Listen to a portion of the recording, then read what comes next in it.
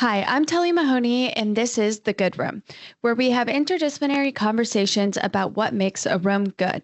And today we're talking about a good simulation room with Jennifer Amster, Page's Director of Academic Planning, and Mark Vaughan, Page's Director of Healthcare Planning. So, to begin the conversation, Jennifer and Mark, could you tell me what is the purpose and function of a simulation room in healthcare and dental education? I think we can cover it two ways, one from the educational standpoint and the other from continuing improvement standpoint. In the educational context, while clinical experience is really the gold standard for health professions education, simulation starts out as being that gateway activity for engaging a student's professional commitment and helping them gain a sense of professional identity. So practically, it's that bridge from the classroom to the clinic. We are seeing more and more a trend towards increased amounts of simulation.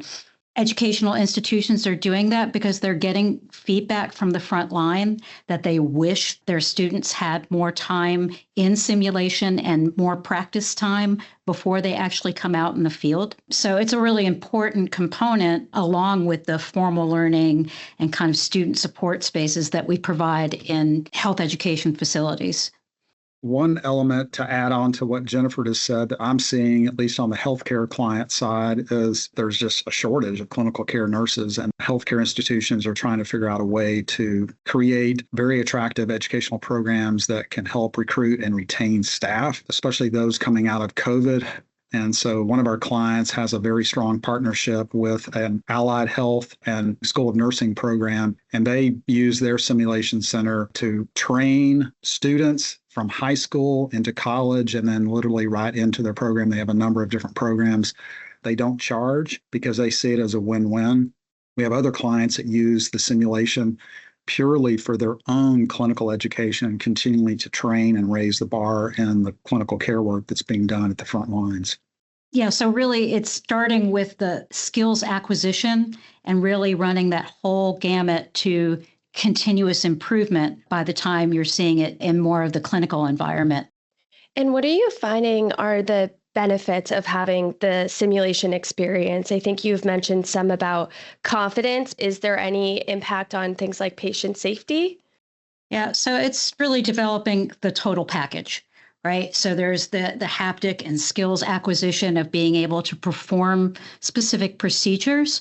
But in the simulated environment, students get that opportunity to explore the psychosocial side of patient care. They also get to explore the ability to safely work in teams with other health professions, students or providers. So they're learning the choreograph of working together with others. They're practicing leadership skills. They're practicing a wide variety of skills beyond just the focus on figuring out what's wrong with the patient. That's one big piece of it. In terms of patient safety, something that we've been doing a lot, and it's been kind of working together with our healthcare practice, is looking at what we're hearing on the front line in the clinical environment that's important to patient safety in terms of providing care. So for instance, nurses need somewhere to chart that is distraction-free or somewhere to do meds that's distraction-free. We can take those same components and bake them in to simulated, say, hospital rooms or clinical spaces so that they're developing that best practice and the whole muscle memory of doing things right all the way from the very beginning when they're students. I think that leads me really well into my next question, where I'm curious about the fidelity of the mannequins, the layout, and how immersive that space should feel. Should it replicate spaces that they're going to be used to so that they can have that muscle memory? Simulation can be done in so many different ways. And in talking to our clients, they could probably do it out in the middle of the street with nothing. But the better and more realistic the environment is that replicates the environment that they'll work in, both in the collaborative work that Jennifer was referring to, as well as the real environment, and simulating the situations that they could expect to find when they get in a real working frontline clinical experience, the more confidence it's going to bring for the staff And much of the post-educational feedback that they get from especially young graduates is just that. They feel like they have entered the professional realm with a much greater understanding and confidence to deliver the care that's being expected of them. We frequently get this question at the beginning of planning a health education facility. Well, how realistic does this need to be? What sort of investment do we need to make in simulation equipment and the types of spaces? How realistic do they need to be? And what we really find is there's a range. It depends on the acuity of the learner. So novice beginning learners don't really need quite as much bells and whistles and whiz bang high fidelity simulation because they're really just learning the very basic skills. When you get into later years and postgraduate continuing education, the more realistic, the better. The more impact of having that high fidelity has on the learning experience. I do really want to recognize what Mark said about simulating out in the street because it's true. The people we work with who run simulation centers are amazingly creative people. They will always find a way. And that's the thing that we sometimes have to challenge them when we're planning a new facility to say, hey, we can think, clean slate here. We don't have to do it the way you've always done it because it was, say, a workaround, because they are amazing at finding ways to help learners succeed. One thing to add, because I know you kind of got into the high fidelity mannequin question and really leads into this idea of, how much is enough or what's appropriate with regards to technology. Certainly our clients are using the high fidelity mannequins. In addition to that, as I touch base with a couple of our clients, one client is more tilted towards providing educational content for practicing clinicians in the healthcare environment, and they're getting ready to employ an AI-based mannequin that has the capability to learn and continually learn its environment, learn its clinical situations, how to challenge the clinicians with new content or make it even more real as if they're working on a real, person. So that's really interesting. The other is very focused on student learning and their partnership with the Allied Health program that they're affiliated with. That one is employing virtual reality headsets and doing some of the initial training that they've created through software where the individual is just sitting in a chair. They said they initially started with them walking around, but they would bump into people, especially if they're all doing it simultaneous. So they just have them sitting in a chair. And so that's a very different kind of training experience for the people. But I thought that was really interesting that one does it this way and the other does really just believes in creating a very non-intimidating place that's as realistic as possible to allow someone to be successful, including failure, creating a situation where clinical failure occurs, but it's safe and it's okay. And then let's do it again. You mentioned virtual reality, and a lot of people ask about it. It's exciting to me because it's actually going to reduce facility needs in a lot of ways. It allows any room to be a simulation room, which is really going to change the way that health education is delivered. The thing that needs to catch up is the content. So a lot of people are very interested in it, but there's not a lot of content out there. And I'm sure it's rapidly changing every day. But as that catches up, I think we'll see a lot more of it. I think we can all appreciate health moments that we've had with providers, and we're like, man, I don't know that they were ever trained in bedside manner. Like, what were they thinking when they made that statement? I can imagine the augmented learning environment where, and I know they're doing this now. One of our partners is testing virtual reality where they create situations. And what I'm talking about right now is not clinical situations, but a personal situation where you have someone that you're talking with. It could be a patient or a family member, and they're bringing up a particular question or something that needs to be spoken with them. And that's the training. So you're training on how best to maybe break news or answer a question or whatever it may be, but doing it in a way that provides dignity and respect and the right kind of helpful response. And that, you can imagine, would be helpful for someone who's doing registration, a physician who has to spend time with family talking about clinical care or whatever it may be. But I think that kind of training, when I think about the possibilities of augmented virtual reality learning, I think could be, it's like the sky's the limit. And I want to point out it ripples beyond just the doctors and the nurses. A lot of the health professions training and simulation that we're seeing is for x-ray technicians, people working in the labs, for a variety of different aspects of what's behind the frontline providers. That also is a skills acquisition aspect of the simulation center. Changing gears, I wanted to touch on collaboration. How do you design these spaces to support collaboration, especially in interprofessional education? It's a really important aspect, particularly of more undergraduate education, younger learners, and building cohort. Health education is hard. It's a really difficult field of study. So, thinking about how students can be set up for success, building community amongst students is really important to a lot of institutions. So, they will create cohort for their students to learn together, to study together, and to observe and debrief together. A facility we did for NYU for their nursing school, it was really important to them for their nursing cohort to actually observe direct observation with a window into the exam room all together, and then all debrief in the same room to have that immediacy and kind of build that cohort. What do you find is the benefit of having a dedicated debriefing space versus doing that just at the bedside?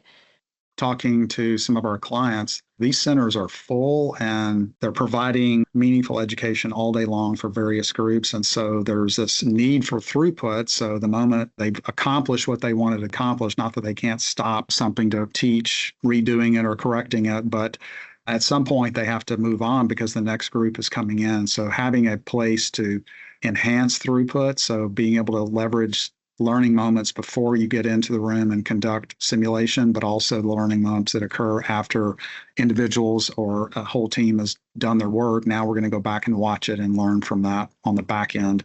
I think that can certainly foster the ability for the center to embrace more people throughout the day, so you're not tying up the critical spaces for too long.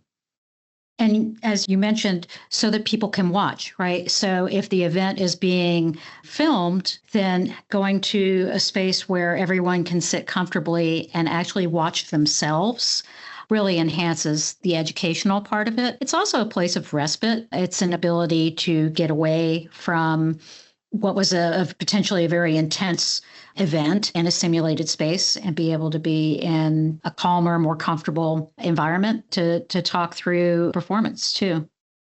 Yeah, that's an interesting point to bring up, the emotional impact of being in a simulation space. Can you tell me more about that?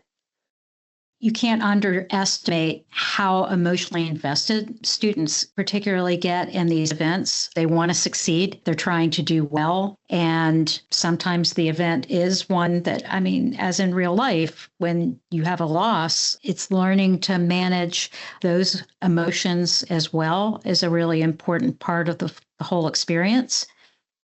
Yeah, I think one overarching theme that you'll hear really by all the folks that run the simulation center is conveying a very welcoming environment where it's safe to learn, and what happens there stays there. It's like, look, we're all going to learn together, and failing as a part of learning. And Jennifer indicated these clinicians are very passionate about what they do, and they can take it personal when they fall short. And that's going to happen from time to time, where there's clinicians who cry, they really relate to something they may have done in the past and that they don't want to repeat, but they're trying to work through how to overcome and learn to do it differently.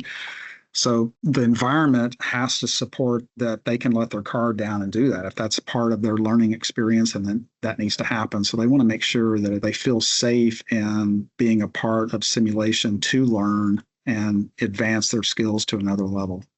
Along those lines, I recently got some feedback that really surprised me on a recent facility. The simulation director told me she really wished that they had emergency power throughout the center, because when they had a power loss and suddenly the mannequin or everything stopped working, that was really a problem for students, right? They were impacted by being interrupted or by the patient failing because they had gotten in the moment. So that was a new one and something that we hadn't really considered before, the need to be able to see a simulation through to the end of the event.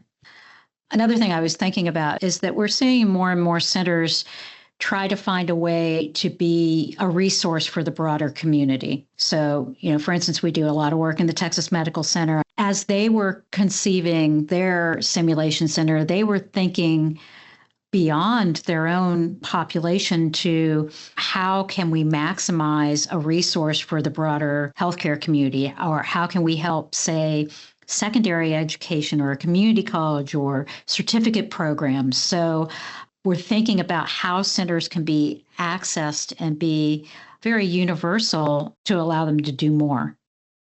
Thinking about integrating the community, I took a course where we went to Harvard Simulation Lab maybe once a month and worked with some of the instructors there.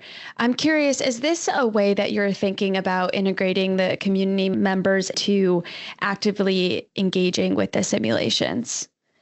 One of the great benefits of simulation is to allow non-health profession students to make important connections. We recently did a Center for Science and Health Professions combined at the University of St. Thomas in Houston. And the feedback that we got was it was not just beneficial to the nursing students to have biology in the building, it was beneficial to the biology students to have nursing in the building. And they would do things that were interactive between the two departments, like a scavenger hunt, to bring students through a variety of spaces and find new ways to get concepts across. It's certainly applicable to high school students as well, being able to have access to those sorts of things. The future generation of people that are needed in life sciences and healthcare has to start at a much earlier age. We can't wait until they're in college. We've got to create opportunities and cast a vision for the possibilities so they can understand, hey, I could imagine myself doing this, or this is an area I've been thinking about. I just didn't know how I could tap into it. So promoting programs at the high school level or at community colleges where some of the classroom training is overlapping into the clinical space, and therefore the need for having a better understanding about what does that really look like? How would that work? And so there's all different types of learning environments from both simulation as well as video or even observation. So there's different kinds of environments. But I think at the end of the day, the big goal, at least from our healthcare clients, is the need to continually think about recruitment and retention. Yeah, and I'm also curious about the connections between the simulation space and more formal lecture style learning. So I'm reminded in the simulation course that I took, we would often have a simulation. So for example, the patient might have an overdose, and then we would transition to a lecture style conversation where we would learn about those receptors and what was happening internally for the patient. And I remember that really solidifying what I was learning in the simulation by pairing that active learning with the formal education.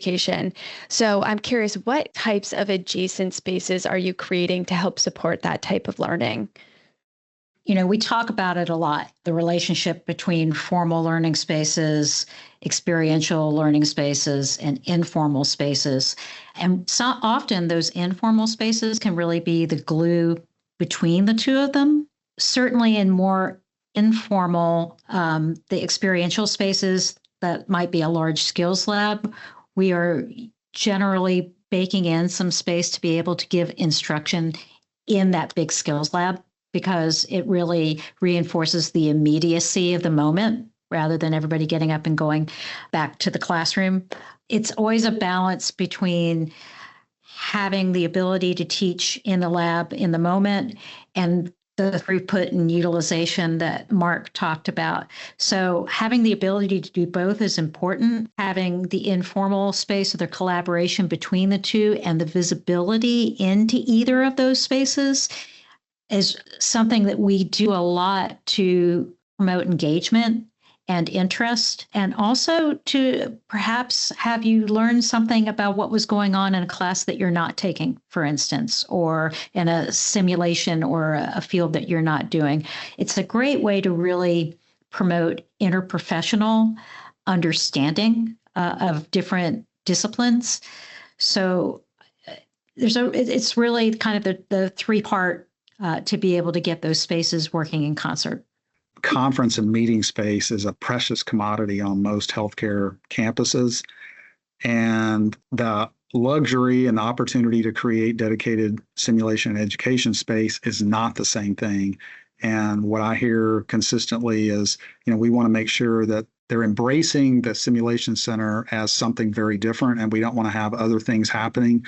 One of the goals with simulation is to create a high degree of focus and eliminating as many distractions as possible, and to have other outsiders being present doing other things. And really, frankly, in a very busy simulation center, it's already very difficult for them just to schedule all of the events and all the throughput and all the things that need to happen to run it successfully and smoothly and give a great learning experience for everyone involved. So oftentimes, as much as you want to think maybe, at least in a healthcare campus, might the simulation center be more embedded to make it more efficient for the caregivers? And I think consistently we hear, not so much. We really want them to, when they arrive here, it's a very different place. And we're here, to roll up our sleeves and do work. And we don't want to be distracted by everything else that may be on their mind, their day-to-day job. We want them to come here with the mindset that, this day is about learning and being present and, giving your all to make that happen. That really highlights a key difference, I think, between the continuing education discrete environment and what I just described, which was really putting simulation on display, which we are more likely to do in an earlier collegiate type atmosphere. We've touched on future trends and what's coming up next. Do you have other ideas about what's coming in the future for simulation rooms?